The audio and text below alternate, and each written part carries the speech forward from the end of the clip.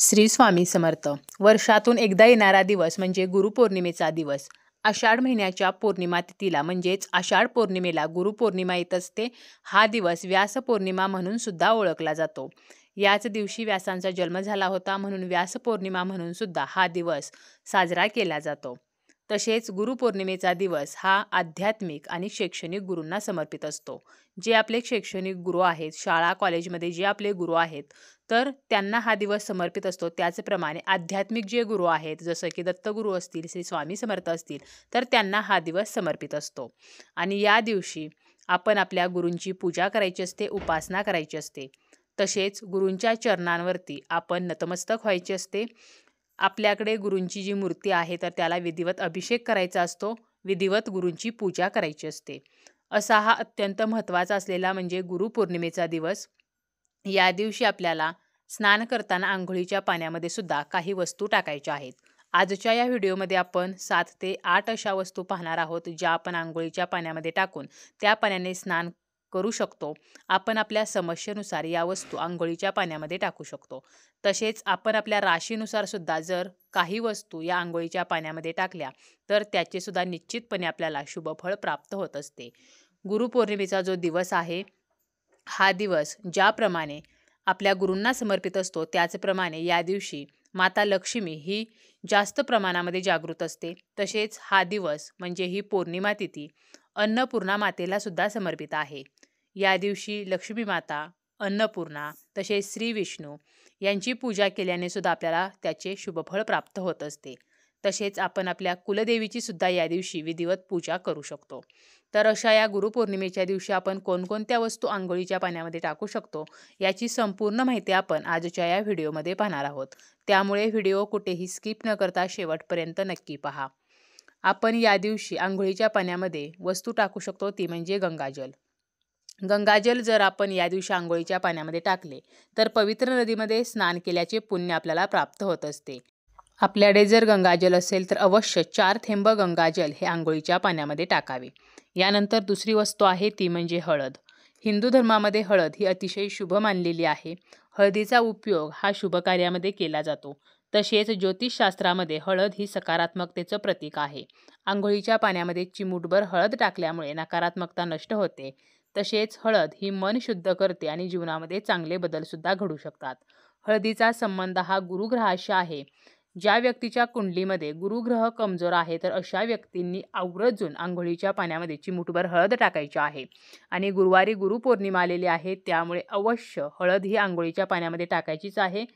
कारण प्रत्येक गुरुवारी जरी आपण अंघोळीच्या पाण्यामध्ये हळद टाकली तरीसुद्धा गुरुदोष जे आहेत तर ते दूर होत असतात.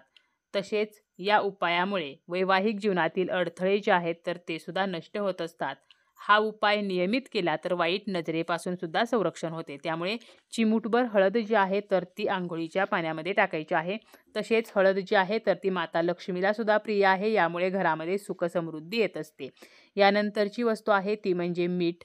आपण आंघोळ करण्यासाठी जे पाणी घेतो तर तेव्हा बादलीमध्ये चिमूटभर सैंधव मीठ टाकायचे आहे आणि या पाण्याने आंघोळ करायची आहे. मिठामुळे नकारात्मकता नष्ट होते. तसेच शरीरातील रक्तप्रवाह हा सुरळीत राहतो आणि स्नायूंच्या वेदनासुद्धा दूर होतात. धार्मिक दृष्ट्या आणि आरोग्याच्या दृष्टीने सुद्धा अंघोळीच्या पाण्यामध्ये मीठ टाकण्याला अतिशय महत्त्व आहे. तसेच आपण अंघोळीच्या पाण्यामध्ये चिमूटभर काळे तीळ टाकू शकतो. यामुळे नकारात्मक लहरी नष्ट होतात आणि काळे तीळ गरम पाण्यामध्ये टाकल्यामुळे त्या तिळातील तेल हे पाण्यामध्ये उतरते आणि जे आपल्या शरीरासाठी फायदेशीर असते.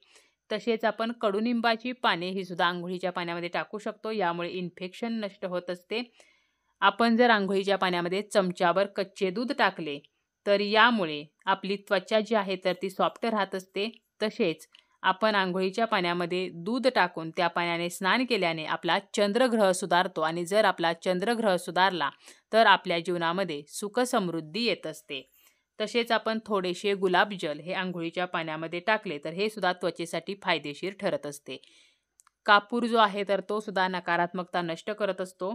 डोकेदुखी आणि अंगदुखीची समस्या ज्या व्यक्तींना आहे तर अशा व्यक्तींनी अवश्य अंघोळीच्या पाण्यामध्ये थोडासा कापूर बारीक करून टाकायचा आहे. यामुळे नकारात्मक शक्तीसुद्धा नष्ट होतात आणि आरोग्याच्या दृष्टीने सुद्धा त्याचे आपल्याला लाभ होत असतात. तर अशा काही वस्तू आहेत, यापैकी कोणतीही एक वस्तू आपण अंघोळीच्या पाण्यामध्ये टाकू शकतो. काही जरी शक्य झालं नाही तरी अवश्य चिमूटभर हळद ही अंघोळीच्या पाण्यामध्ये टाकावी, कारण गुरुवार आणि गुरुपौर्णिमा एकत्र आलेला आहे, त्यामुळे 100% याचे लाभ आपल्याला होणार आहेत. आता आपण आपल्या राशीनुसार कोणकोणत्या वस्तू अंघोळीच्या पाण्यामध्ये टाकू शकतो. जेव्हा व्यक्तीच्या कुंडलीमध्ये ग्रहांची स्थिती व्यवस्थित असते तेव्हा त्याच्या जीवनामध्ये प्रगती होत असते. म्हणूनच आपल्याला राशीनुसार काही वस्तू या अंघोळीच्या पाण्यामध्ये टाकायच्या आहेत. सिंह राशीच्या ज्या व्यक्ती आहेत तर त्यांनी अंघोळीच्या पाण्यामध्ये लाल फूल टाकायचे आहे. यामुळे सूर्यग्रह शांत होतो आणि सूर्याचे अशुभ प्रभाव दूर होत असतात. कर्क राशीचा स्वामी चंद्र आहे. कुंडलीमध्ये जर चंद्र कमजोर असेल तर कर्क राशीच्या व्यक्तींनी अंघोळीच्या पाण्यामध्ये पांढरे फूल टाकायचे आहे. यामुळे चंद्रग्रहाचे अशुभ परिणाम नष्ट होत असतात. तसेच मेष व वृश्चिक राशीचा स्वामी मंगळ आहे. त्यांनी अंघोळीच्या पाण्यामध्ये गुलाबाचे फूल टाकायचे आहे. कन्या व मिथुन राशीचा स्वामी बुध ग्रह आहे. अशा व्यक्तींनी अंघोळीच्या पाण्यामध्ये जायफळाची पूड टाकायची आहे. यामुळे बुध ग्रहाचे अशुभ परिणाम नष्ट होतात. ज्यांची रास धनु आणि मीन आहे तर अशा व्यक्तींनी गुरुग्रह मजबूत होण्यासाठी अंघोळीच्या पाण्यामध्ये चमेलीच्या फुलांच्या पाकळ्या टाकायच्या आहेत किंवा चिमूटभर हळद टाकायची आहे. वृषभ आणि तुळ राशीचा स्वामी शुक्र ग्रह आहे. अशा व्यक्तीने अंघोळीच्या पाण्यामध्ये दूध टाकायचे आहे. चमचाभर कच्चे दूध टाकून त्या पाण्याने स्नान करायचे आहे. मकर व कुंभ राशीचा स्वामी शनी आहे आणि शनीचा अशुभ प्रभाव दूर होण्यासाठी अंघोळीच्या पाण्यामध्ये काळे तीळ टाकायचे आहेत. तसेच ज्या व्यक्तींना राहू व केतूचा त्रास आहे, राहू व केतूचे अशुभ प्रभाव दूर करण्यासाठी अंघोळीच्या पाण्यामध्ये लाल चंदन मिसळून त्या पाण्याने स्नान करायचे आहे. यामुळे राहू व केतू हे शांत होत असतात. किंवा आपण अंघोळीच्या पाण्यामध्ये दुर्वा टाकू शकतो. तर अशा प्रकारे आपण आपल्या राशीनुसार अंघोळीच्या पाण्यामध्ये जर काही वस्तू टाकल्या आणि त्या पाण्याने स्नान केले तर नक्कीच आपल्या जीवनातील ज्या समस्या आहेत तर त्या नष्ट होत असतात. त्याचप्रमाणे जर आपल्याला शत्रुदोष असेल, शत्रुपीडा असेल, शत्रूचा आपल्याला त्रास होत असेल तर अशा वेळेला सुद्धा आपण अंघोळीच्या पाण्यामध्ये गंगाजल टाकू शकतो किंवा आपण अंघोळीच्या पाण्यामध्ये थोडासा कापूर जो आहे तर तो टाकून त्या पाण्याने स्नान करू शकतो, ज्यामुळे शत्रुदोष नष्ट होतील.